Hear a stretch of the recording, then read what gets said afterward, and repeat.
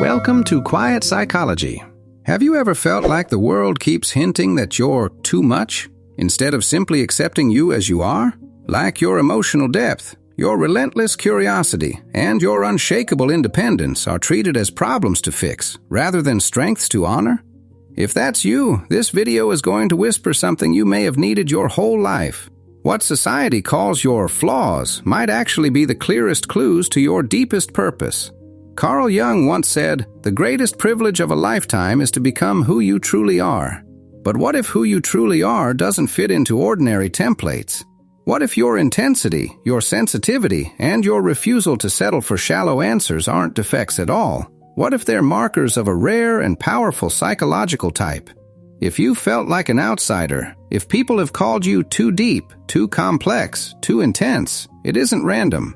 In Jung's groundbreaking work on psychological types, he described a kind of differentiated consciousness, a way of experiencing reality that many people never fully develop. And here's the fascinating part. Jung noticed that people with this rare pattern often spend years believing something is wrong with them. But in truth, they're operating with an unusual level of psychological refinement. There is a but, though, and I'll explain that but in just a moment. Today, we're exploring 8 clear signs that you may carry this rare psychological blueprint. And if you recognize yourself in these patterns, it won't just change how you interpret your past, it could reshape your entire future. But first, let me ask you something. Have you ever noticed that your emotional reactions can feel disproportionate compared to what others seem to experience? There's a Jungian reason for that, and it's not what you think. Sign number 1. You experience an emotional depth other people can't quite grasp. Jung uncovered something striking about emotional intensity. He found that certain people don't just have feelings, they experience what he called emotion-laden complexes, meaning emotions that echo through the psyche with real psychological power. In simpler words, you don't merely feel, your feelings move through you like ocean currents, deep, forceful, transformative. And here's what most people miss. This isn't emotional instability. This is emotional sophistication. So why does society try to convince you otherwise? When you feel deeply, you're not overreacting. You're accessing layers of psychological experience that many people learn to suppress. Jung famously said, "Everything that irritates us about others can lead us to an understanding of ourselves." And your emotional intensity isn't a burden. It's a kind of psychological radar.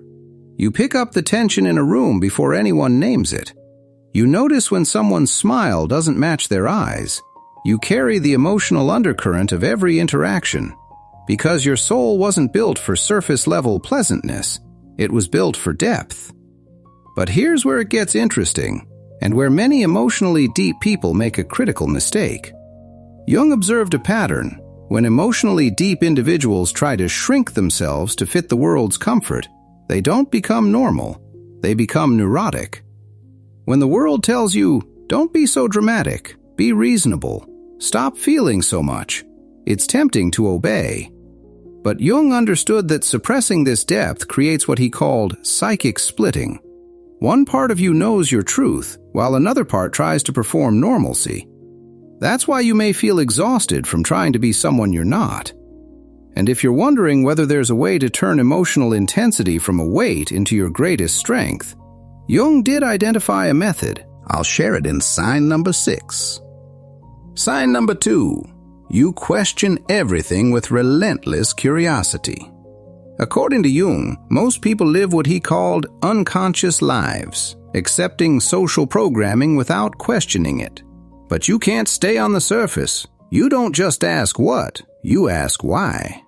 Why do people stay in relationships that quietly destroy them? Why do we accept systems that don't serve our mental health? Why do we pretend small talk is the same as real connection? Your mind is always searching beneath appearances for what's real. Jung would have described this as a strong, active thinking function, someone who refuses to accept shallow explanations. And he discovered something important. People who question deeply aren't difficult. They're psychologically honest. But that honesty comes with a hidden cost that most people don't realize until much later. The clearer you see, the lonelier you can become. Why? Because your questions threaten other people's comfortable illusions. When you ask deep questions, you're not just looking for answers, you're challenging the psychological defenses that keep people feeling safe inside their limitations. That's why you've likely been called cynical, negative, or intense, when the truth is, you're courageous. Jung noticed something fascinating about people like you. He described a kind of prophetic consciousness, a tendency to see where things are going before others do. And with that ability comes responsibility. I'll explain what that responsibility is in the final sign, and it may surprise you. Sign number 3. You've developed a fierce independence as a form of psychological survival. Jung said, the most terrifying thing is to accept oneself completely. And you didn't learn self-acceptance because it was trendy or easy. You learned it because you had to. In Jung's research, he noticed that rare personality types often develop what he called individuated consciousness earlier than others, often through hardship, disappointment, or emotional awakening. Here's what many people misunderstand. Your independence isn't a defense mechanism. It's an achievement. But society may try to convince you it's a problem, and that's where it becomes dangerous. You learned through painful experience that depending on others for your sense of worth can become a psychological swamp. So you built yourself. You stood alone when you needed to. You created an identity that can't be taken away by someone's approval or absence. Jung called this process individuation, the psychological journey toward wholeness. Most people never fully complete it because it requires meeting what Jung called the shadow, the parts of yourself you were taught to reject. But here's the complicated part. Your independence attracts people who want to attach themselves to it, and it repels people who feel threatened by it. Jung noticed a pattern in how independent personalities move through relationships, and understanding this can change everything. You don't need someone to complete you because you've already done the psychological work of becoming whole. That means you don't pursue relationships from desperation. You pursue them from choice. You don't want someone to save you. You want someone who can stand beside you while you both keep growing. Jung discovered something deep about people who reach real independence. They become magnets for both true love and manipulative control. The key is knowing the difference, and I'll show you how to spot it in sign number 7. And one more thing, your solitude isn't loneliness, it's refuge. It's where you remember who you are beneath roles and expectations. And Jung said that self-knowledge is the foundation of psychological health. Sign number 4. You have intuitive awareness that can feel almost psychic. When Jung defined intuition as a legitimate psychological function, he changed psychology. He described intuition as a form of perception that comes through the unconscious, through images, ideas, possibilities, and pathways out of blocked situations. And here's what Jung recognized long before modern language caught up. Some nervous systems are simply wired to register information that other people miss. But if you don't understand how to manage this, it can become a heavy burden, especially in relationships. You don't just observe people, you read them. Micro-expressions, shifts in energy, the meaning behind what they don't say. When someone says, "I'm fine," but their body is screaming distress, you can't unsee it. When a room is tense and everyone pretends it isn't, you feel it in your bones. This isn't paranoia, this is high-functioning psychological sensitivity. But Jung also warned, if you don't learn to protect this sensitivity, it will drain you. He identified a way for intuitive people to stay aware without absorbing everyone else's psychological chaos. Because people with strong intuition often become unconscious therapists, doing emotional labor for everyone around them. You smooth conversations. You carry unspoken pain. You regulate the room.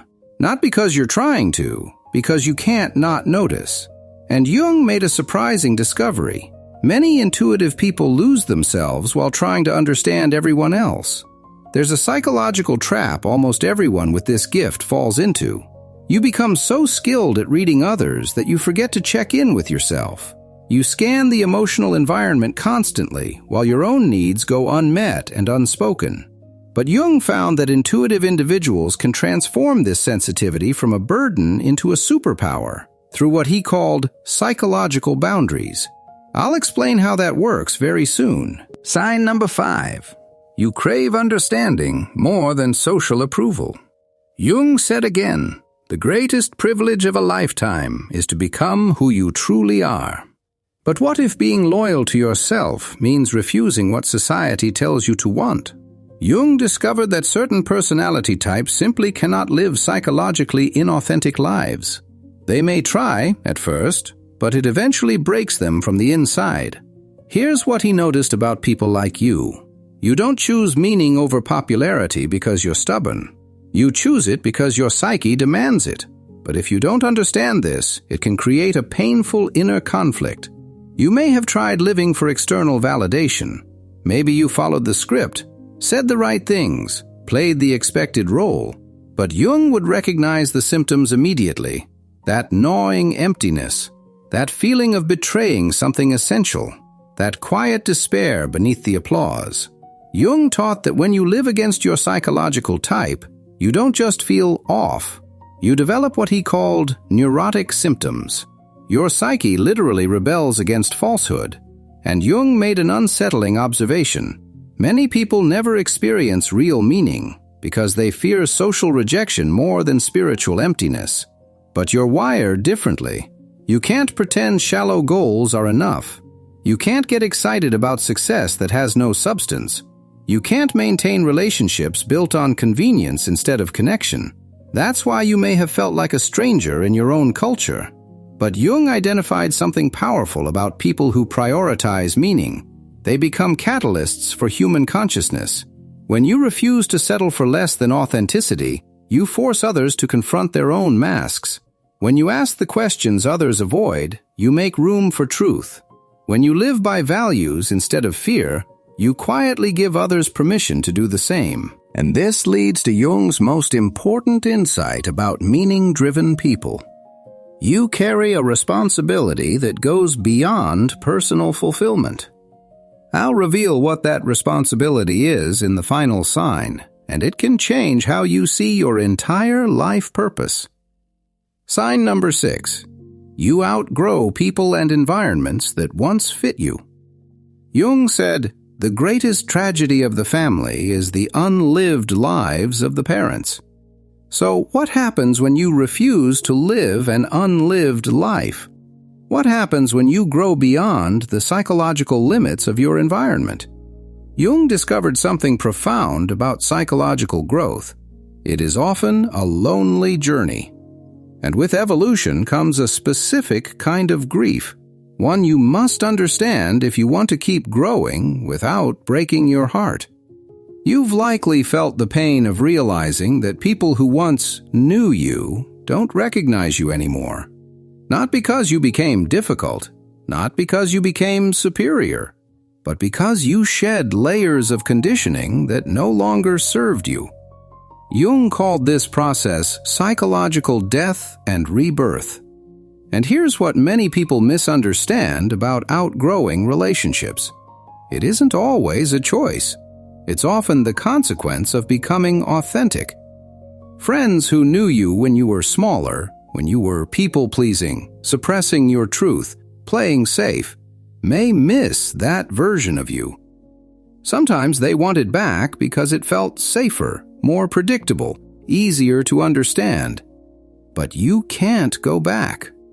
Jung understood that psychological evolution is irreversible. Once you've seen behind the curtain of social conditioning, once you've tasted authentic living, you can't return to unconscious conformity. Jung also observed something surprising about people who outgrow their environments. They often experience what he called a kind of dark night, a period of deep loneliness that tests their commitment to authenticity. This isn't ordinary loneliness.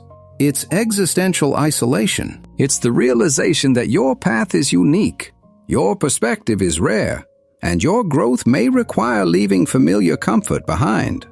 But Jung discovered something beautiful too. People who move through this transition successfully begin to attract relationships of extraordinary depth and authenticity.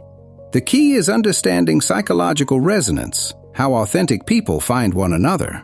And this is also where the technique I promised returns. If you want to turn emotional intensity into strength, Jung's answer isn't feel less, it's integrate more. By honoring your truth, practicing boundaries, and choosing environments that don't require you to betray yourself. Sign number 7. In a distracted world, you offer deep presence. Jung said, the meeting of two personalities is like the contact of two chemical substances. If there is any reaction, both are transformed. So what if simply showing up as your real self transforms people?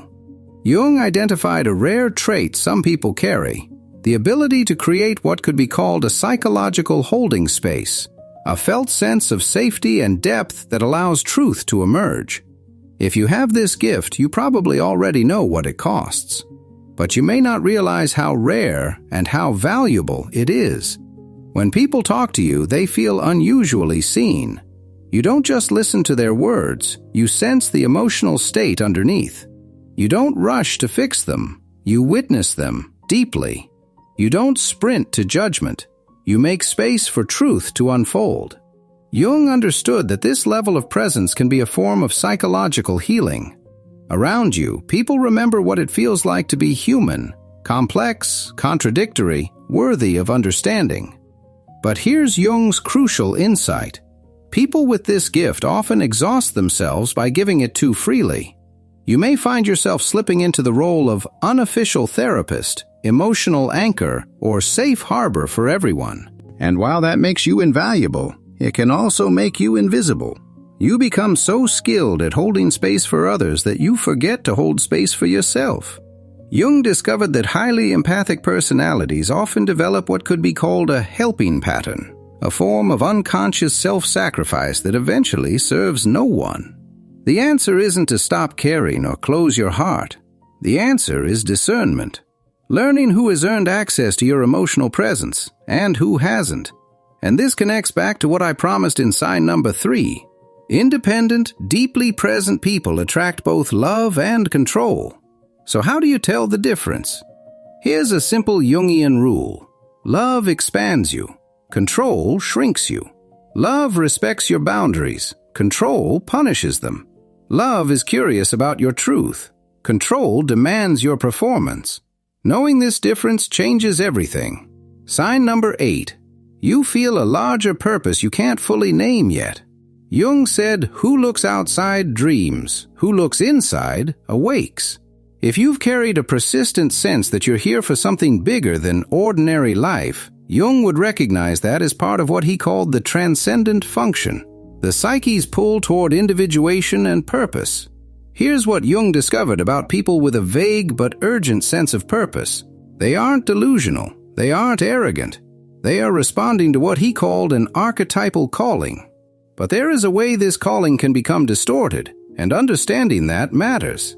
You felt it, that restless knowing that you have something to contribute, build, create, or say. It may not be fully clear yet, but it's undeniable. Jung understood this as creative potential trying to find expression. And it's not about fame, it's not about recognition, it's about alignment, about the psychological necessity of living in harmony with your deepest nature. Jung found that people who ignore this calling often develop neurotic symptoms, anxiety, depression, a sense of meaninglessness. But here is Jung's deepest insight about purpose-driven personalities. Your calling isn't only personal, it's transpersonal.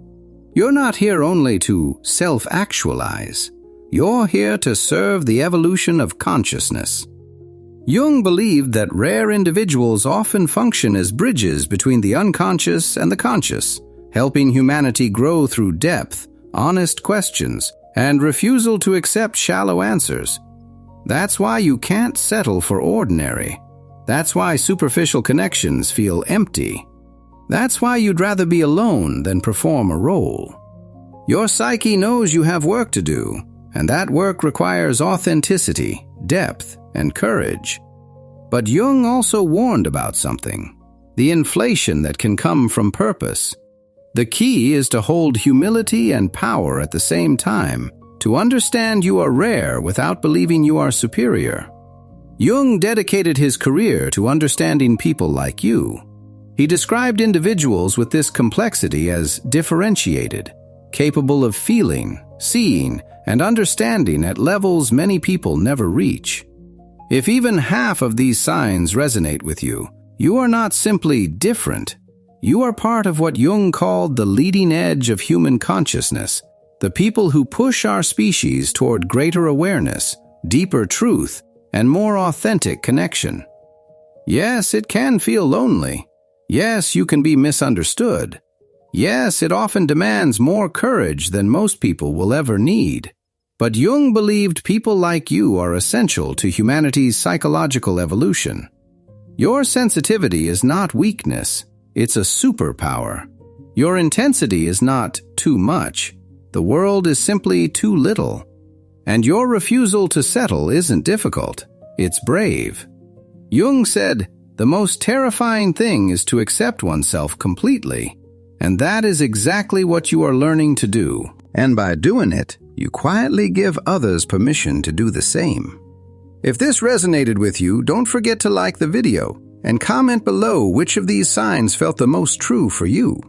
For more depth-based content, subscribe to Quiet Psychology.